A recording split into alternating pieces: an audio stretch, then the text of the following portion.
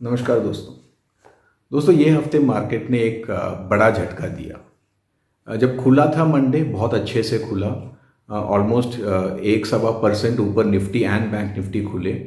लेकिन 10 बजे तकरीबन मंडे इंडिया चाइना का जो बॉर्डर इश्यूज हुए थे सैटरडे, ये भी एक बहुत सरप्राइजिंग बात है कि सैटरडे इश्यू हुआ था एंड उसकी जो न्यूज़ आई वो मंडे 10 बजे आई।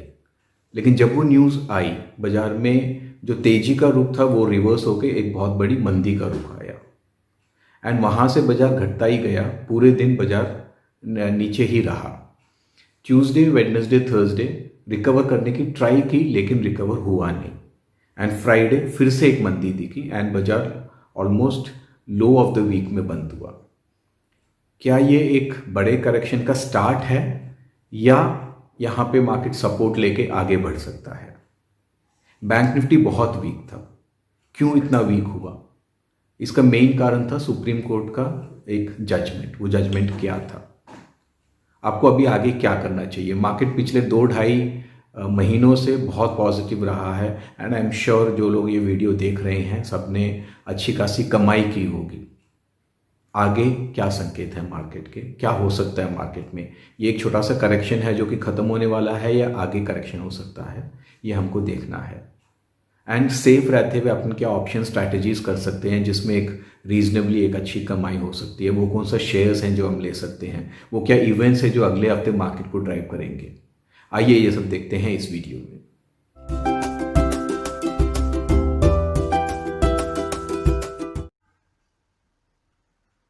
तो दोस्तों मार्केट जब खुला उस टाइम अच्छा पॉजिटिव खुला था। निफ्टी ऑलमोस्ट 1.25% ऊपर खुला, 11,800 के आसपास गया। एंड देन अचानक इंडिया चाइना में जो हुआ था एक बॉर्डर टेंशन जो रीसर्फस हुआ था उसकी न्यूज़ आई एंड वहां से बाजार ने एक यू टर्न लेके बाजार घटने लगा। ये बहुत सरप्राइजिंग है कि जो सैटरडे इंसिडेंट हुआ था उसकी न्यूज़ बाहर आई मंडे एंड वो भी ट्रेडिंग खुलने के बाद। फाइनली लेकिन बाजार बंद हुआ 11,333, तकरीबन 0.3% नीचे। बैंक निफ्टी में भी यही पैटर्न रहा, खुला बहुत स्ट्रांग था, 25,250 तक गया जो कि ऑलमोस्ट 500-600 पॉइंट फ्राइडे की लेवल से ऊपर था।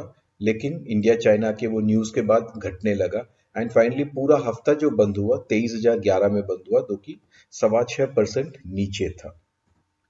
Mid caps and small caps में भी मंदी दिखने को मिली। मिड कैप्स 2.5% नीचे था एंड स्मॉल कैप 3.25% नीचे बंद हुआ। जो एक वरीइंग फैक्टर है वो ये है विक्स। विक्स 22% ऊपर स्पाइक हुआ है।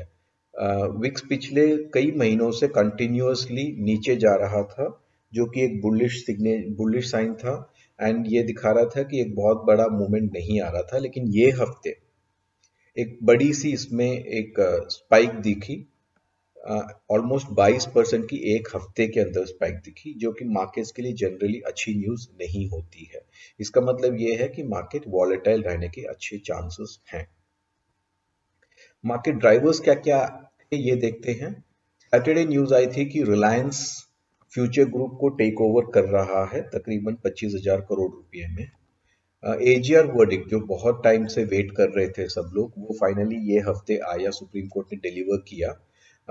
टेलीकॉम कंपनीज को 10 साल का टाइम दिया गया है पैसा भरने के लिए।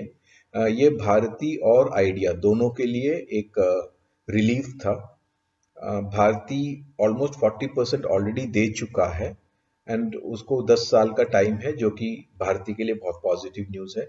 आइडिया को भी सिर्फ 10 साल मिल गया है, आइडिया अभी सर्वाइव कर सकती है एंड ऑलरेडी आइडिया अभी फंड रेजिंग के प्लान्स कर रही हैं। बाजार में रूमर्स हैं कि कुछ बड़ी फॉरेन कंपनीज इसमें स्टेक ले सकती हैं, लेकिन आइडिया ने ये रूमर है करके ऐसा कोई ट्रूथ नहीं है इसमें बोला है। उनकी बोर्ड मीटिंग होगी जिसमें वो कैसे फंड रेज करना है वो डिसाइड करेंगे। हिंदुस्तान एरोनॉटिक्स जो कि एक पब्लिक सेक्टर कंपनी है, वो ऑफर फॉर सेल लाए थे and both retail and institutional दोनों उसको ओवर सब्सक्राइब हुए थे जो कि एक पॉजिटिव संकेत है। अदानी ग्रुप में बहुत पॉजिटिव न्यूज थे, उनको 3 नए एयरपोर्ट्स ऑपरेट करने के लाइसेंस मिले हैं एंड उसके अलावा अदानी ग्रीन दुनिया की सबसे बड़ी सोलर कंपनी बनके उभरी है लास्ट वीक।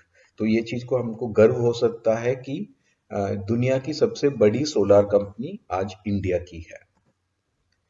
Q1 डेटा आया था जो कि बहुत नेगेटिव था, लेकिन चूंकि इंडिया का लॉकडाउन दुनिया का सबसे स्ट्रिक्टेस्ट लॉकडाउन था, अप्रैल एंड में ऑलमोस्ट कंप्लीट लॉकडाउन था, जीडीपी कॉन्ट्रैक्शन ऑलमोस्ट एक्सपेक्टेड ही था, उसका बहुत बड़ा इम्पैक्ट मार्केट में नहीं पड़ा था। लेकिन जो अगस्त पीएमआई डेटा था, बोथ इंडिया एंड चाइना दोनों की पीएमआई डेटा बहुत अच्छे हैं। इंडिया में एक शार्प अप मूव दिखने को मिला है, ये भी बाजार की इकोनॉमी के लिए जनरली एक अच्छी न्यूज़ है। लेकिन ये सारे गुड न्यूज़ जो हैं, एक दो बैड न्यूज़ ने एक्लिप्स कर दिया था। एक तो यही था इंडिया एंड चाइना बॉर्डर में जो टेंशन हुआ था, जिसके कारण मार्केट में एक बहुत बड़ी मंदी दिखने को मिली। दूसरा था सुप्रीम कोर्ट ने एक डायरेक्शन दिए बैंक्स को कि अगले 2 महीने अगर लोन वापस नहीं मिलते हों, उनको एनपीए नहीं डिक्लेयर किया जाए। ये बैंक्स के लिए एक बहुत बड़ा नेगेटिव है। इसकी हियरिंग चल रही है, अगली हियरिंग 10 तारीख को है। उसमें मॉरेटोरियम के बारे में एंड जो कंपाउंड इंटरेस्ट है, दोनों के बारे में हियरिंग होगी, जिसके कारण बैंक्स में एक अनसर्टनिटी बनी हुई है। इसके अलावा नया मार्जिनिंग सिस्टम भी इंडिया में आया था, जो कि प्लेज एंड रीप्लेज करने का सिस्टम है, जहां क्लाइंट्स ओटीपी के थ्रू शेयर्स ब्रोकर्स को प्लेज करेंगे एंड ब्रोकर्स उसके सामने एक्सचेंजेस को प्लेज करेंगे। ये सिस्टम के कारण थोड़ा सा कंफ्यूजन इनिशियली रहा, लेकिन वीक एंड में एक रिलीफ उसमें मिला था। ग्लोबल मार्केट्स में थर्सडे एक बड़ा सेल ऑफ दिखा यूएस मार्केट्स में। नैस्डैक एंड डॉ जोन्स बहुत शार्पली गिरे थे, उसका इफेक्ट इंडिया में फ्राइडे दिखने को मिला था एंड फ्राइडे वापस इंडिया में एक बहुत बड़ी गिरावट दिखी। अगले हफ्ते देखा जाए ग्लोबल मार्केट्स का फिर एक रिएक्शन ऑब्वियसली रहेगा। फ्राइडे भी यूएस मार्केट्स वीक थे, जिसके कारण मंडे हो सकता है इंडिया भी वीक ही खुले। अनलॉक 4 जो अनाउंस किया था, उसके कारण चीजें नॉर्मलाइज होने लगी हैं। कोविड केसेस तो बढ़ ही रहे हैं, लेकिन इकोनॉमिक एक्टिविटी धीरे धीरे नॉर्मलाइज हो रही है, इंक्लूडिंग पब्लिक ट्रांसपोर्ट, जो कि धीरे धीरे खुल रहे हैं। सुप्रीम कोर्ट का जो जजमेंट है वो 10 तारीख को है, 10 तारीख एक्सपायरी भी है। उसका एक असर बैंक्स में रहेगा एंड इंडिया बॉर्डर जो टेंशन चल रही है बॉर्डर इश्यू में इंडिया चाइना का, वो भी मार्केट को सतर्क रहने में मजबूर करेगा। अभी देखते हैं डीआईआई एंड एफआईआई की एक्शन मंडे से फ्राइडे पूरे हफ्ते। फॉरेन इंस्टीट्यूशंस ने तकरीबन 3,800 करोड़ रुपए के शेयर्स बेचे हैं एंड इंडियन इंस्टीट्यूशंस भी सेलर्स रहे हैं तकरीबन 1100 करोड़ का। तो टोटल अगर देखा जाए 4,900 करोड़ की सेलिंग इंस्टीट्यूशंस की तरफ से आई है, जो कि जनरली एक बड़ी सेलिंग है। अब चलते हैं चार्ट्स की तरफ। ये पिछले 5 दिन का चार्ट है इस बॉक्स में। आप जैसे देखा है, ऊपर खुला था मार्केट मंडे, अच्छा खासा ऊपर खुला था एंड वहां से इंडिया चाइना बॉर्डर डिस्प्यूट का जो न्यूज आई थी, उसके कारण एकदम से एक बड़ा क्रैश हुआ, बहुत बड़ी एक कैंडल बनी। उसके अगले 3 दिन मार्केट रिकवर करने की ट्राई कर रहा था, लेकिन एक डोजी ही बनी तीनों दिन। न मार्केट बढ़ पा रहा था ज्यादा, न मार्केट घट रहा था, एक बड़ा मूव आया नहीं, एक साइडवेज रेंज ही रहा। एंड थर्सडे जब यूएस मार्केट टूटा, उसका इम्पैक्ट इंडिया फ्राइडे दिखा एंड मार्केट फिर से एक मंदी में आया, एक गैप डाउन से ही खुला एंड उसके बाद वहां से रिकवरी हुई नहीं। एक चीज यहाँ देखने की ये है कि मार्केट अभी 20 day moving average 21 day EMA के पास है। पिछले कई महीनों से इस लेवल में एक सपोर्ट लिया है मार्केट ने। क्या इस बार सपोर्ट लेगा, ये मार्केट ही बाद में हमको बता सकता है। पिछले कुछ महीनों से सपोर्ट ले रहा था। सबसे बढ़िया स्ट्रैटेजी इसमें यही रहेगा कि इसमें आप फर्दर बाइंग एंड सेलिंग नहीं करें। मेरी स्ट्रैटेजी हमेशा यही रहती है कि मैं एक साइड ही रहता हूँ, बुलिश ही रहता हूँ एंड अगर मुझे लगे कि मार्केट वीक है तो मैं साइड स्टेप कर लेता हूँ, कोई शॉर्ट पोजीशन नहीं लेता हूँ। उसका कारण ये है कि कई बार हो जाता है कि आप लॉन्ग हो एंड देन नीचे की लेवल में आपने वो पूरा एग्जिट करके आप शॉर्ट चले गए एंड मार्केट वहां से रिकवर हो जाता है, तो दोनों तरफ मार खा सकते हैं। उससे अच्छा यही रहता है कि हमेशा एक तरफ ही खेलें एंड जब मार्केट आपके फेवर में नहीं है, आप अपने साइड में हो जाइए। ये मेरी स्ट्रैटेजी है, आपकी अपनी अपनी स्ट्रैटेजी हो सकती है। अगर मार्केट 11,300 कन्विंसिंगली नीचे जाता हो तो उसका अगला सपोर्ट जो है 11,100 है। अभी ये देखने की बात है कि यहाँ मार्केट सपोर्ट लेता है कि ये सपोर्ट तोड़ के और नीचे जाता है। वीकली चार्ट्स अगर देखा जाए तो क्लियरली एक बेरिश ट्रेंड ही दिख रही है। अगर आपने मेरा कैंडल स्टिक्स के आपने वीडियो देखे होंगे, मार्केट ये एक बेरिश एनगल्फिंग पैटर्न है, जो कि एक बड़े ग्रीन कैंडल के बाद एक उससे भी बड़ा एक बेरिश कैंडल आ जाए। मार्केट इसमें देखिए आप कोई lower shadow and upper shadow नहीं है, जिसका मतलब मार्केट अगर वीकली चार्ट्स में देखा जाए तो ऑलमोस्ट हाई पे खुला था एंड ऑलमोस्ट वीकली लो में बंद हुआ है। ये जनरली एक नेगेटिव साइन होता है। यहाँ पे भी वीकली में मैं फाइव वीक मूविंग एवरेज देखता हूँ, जहाँ की कई बार निफ्टी सपोर्ट लेता है, अनलेस की कोई बहुत बड़ा जैसे आपका कोरोना का जैसा कोई हो। उसके अलावा नॉर्मली एक 5 वीक सपोर्ट ले लेता है निफ्टी। उसी सपोर्ट रेंज पे खड़ा है। यहाँ पे सपोर्ट लेगा कि एक ब्रेकडाउन देखा, ये देखने की बात है, वो अगले हफ्ते ही मालूम पड़ेगा। अगले हफ्ते जो ट्रेड रेंज हो सकता है वो 11,000 से 11,600 के रेंज में मार्केट रह सकता है। अभी देखते हैं बैंक निफ्टी। बैंक निफ्टी के चार्ट्स भी नेगेटिव ही हैं। यहाँ एक बड़ा सा एक बेरिश पियर्सिंग कैंडल बना, शार्पली डाउन है। सुप्रीम कोर्ट का वो हियरिंग के कारण एक अनसर्टनिटी ही रहेगी इसमें।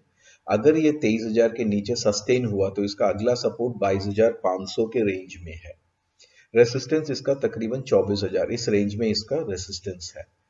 यहाँ भी कोई भी एक पोजीशन लेना अवॉइड करना ही अच्छा रहेगा, खासकर इसलिए क्योंकि सुप्रीम कोर्ट की हियरिंग है 10 तारीख को एंड 10 तारीख एक्सपायरी ही है एंड उसमें एक बहुत बड़ा कोई किसी भी साइड में एक बहुत बड़ा मूवमेंट आ सकता है।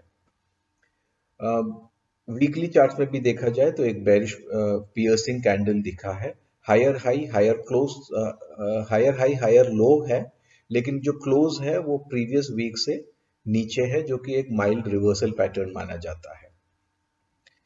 ये सपोर्ट लेगा कि नहीं वो देखना पड़ेगा, बट इसका वीकली एवरेज 22,500 के आसपास हो सकता है सपोर्ट ले, ये देखने की बात है, अगले हफ्ते ही मालूम पड़ेगा। तो ओवरऑल अगर देखा जाए तो हमारा आउटलुक जो है वो ये है कि मार्केट ये हफ्ते, हम जनरली अगर आप देखें हमारे प्रीवियस वीडियोस देखें पिछले 2-2.5 महीने से हम कंटिन्यूअसली बुलिश ही रहे हैं एंड वो इसलिए है कि हम ट्रेंड फॉलो करना प्रेफर करते हैं।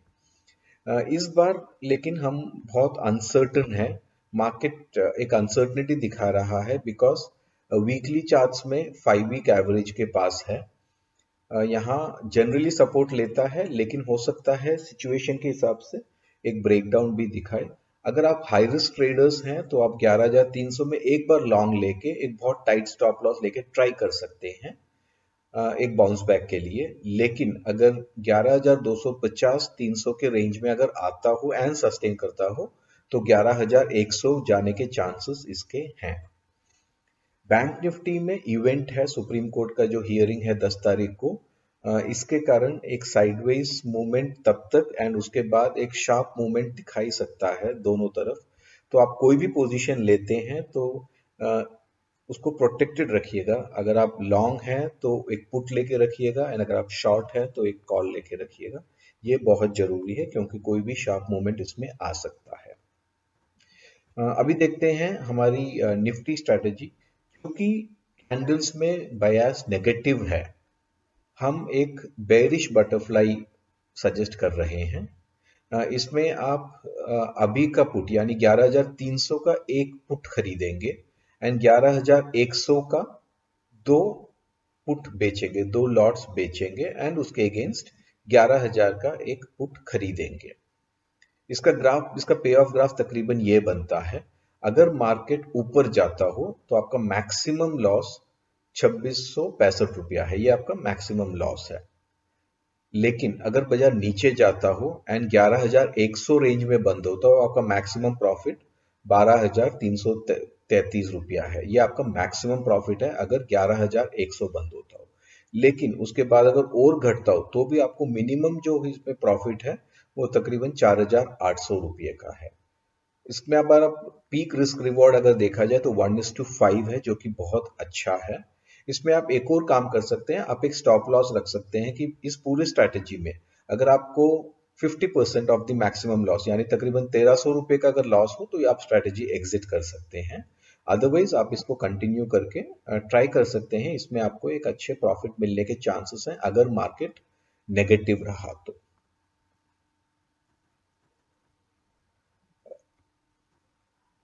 इंडिविजुअल स्टॉक्स अगर देखा जाए तो जनरली जब मार्केट बेरिश होता है कोई भी बाई करना ठीक नहीं रहता है, लेकिन हमने जो चार्ट्स एनालाइज किए उसमें रिलेटिवली एक स्टॉक जो हमको ठीक लगा बैंक्स में वो था बंधन बैंक। अभी 214 का भाव है। अगर नीचे जाता हो बाजार पॉसिबली थोड़ा नीचे जा सकता है 304-5 के रेंज में। ये एक रीजनेबली अच्छी बाइंग दिख रही है। एक स्टॉप लॉस रखिएगा 296 जो कि तकरीबन इस रेंज में है। ये रेंज अगर टूटता हो, ये रेंज अगर टूट के अगर यहाँ आता हो 296 आता हो तो ये पोजीशन एग्जिट कर लीजिएगा। बट अदरवाइज हो सकता है कि ये 325 और 330 के रेंज पे आ जाए, क्योंकि ओवरऑल देखा जाए तो ये एवरेजेस के पास है। ये आप 5, 13, 21 तीनों एवरेजेस के रेंज में ही अभी है, तो ये रिलेटिवली एक सेफर बाई हो जाता है। एंड एक डिस्पाइट द वीक डे ये एक पॉजिटिव कैंडल उस दिन बना है, जिसका मतलब इसमें थोड़ी बहुत बाइंग दिख रही है। तो ये रिलेटिवली बाकी शेयरों से ये थोड़ा और सेफ हमको दिखाई दे रहा है। लेकिन अपना खुद का एनालाइज कीजिए, अपने ब्रोकर या डीलर से एडवाइस लेके फिर काम कीजिएगा। आई होप आपको ये वीडियो अच्छा लगे, एंड अगर अच्छा लगा हो तो इसको प्लीज़ लाइक कीजिए, सब्सक्राइब कीजिए, एंड प्लीज़ कुछ कमेंट्स कीजिएगा। आपके कमेंट्स एंड लाइक हमको एनकरेज करते हैं कि हम और ऐसे वीडियोस बनाएं। Thank you.